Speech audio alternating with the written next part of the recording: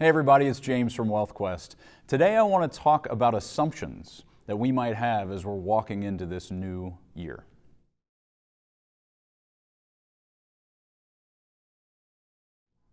So I want you to think for a second back to the beginning of 2020. Around this time, a year ago, what were the thoughts you were having? What were the things you were assuming 2020 was going to be like? How were you wanting to show up? What was the progress that you wanted to make? And how did the year pan out? If it was anything like my year, nothing that I assumed was right. Nothing that I planned for was exactly where this thing ended up taking me. For a lot of us, we're along for the ride, just part of what's happening in this crazy year that we just experienced. And as we walk into the new year, we have the tendency to think that somehow this time we'll get it right. Somehow this time our assumptions will serve us. But I want us to pay attention to that. In the midst of all the crazy last year, when the pandemic was completely unhinging and everything was shutting down, I'm sure you were making new assumptions about what that meant and what it was going to turn into and how the market was going to react and how your money was going to be affected or how your career was going to be impacted. Are assumptions really serving us? What if we're wrong?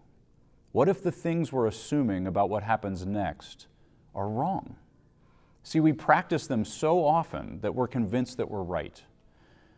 And then when we're wrong, we still have to deal with what we have to deal with. It doesn't change the outcome. And so what I want to encourage us to do as we walk into this year is assume that we're probably wrong.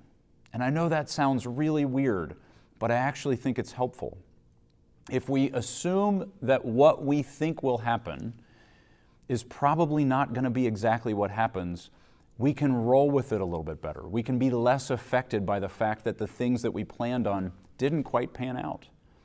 But what we can also do is make sure that the things that are our non-negotiables happen no matter what. That's what matters. As we walk into this year, drop some of the assumptions. Assume that those assumptions are wrong, and make sure that you plan to do the things you want to do and have decided ahead of time you're going to do no matter what. Because we're probably going to have another year, just like all other years, where we look back and go, boy, that wasn't what I thought it was going to be. And that's okay. That doesn't mean it's bad. It's just different. We need to be ready to adjust to those differences and still do the things that matter. That is the New Year's resolution we should be paying attention to this year.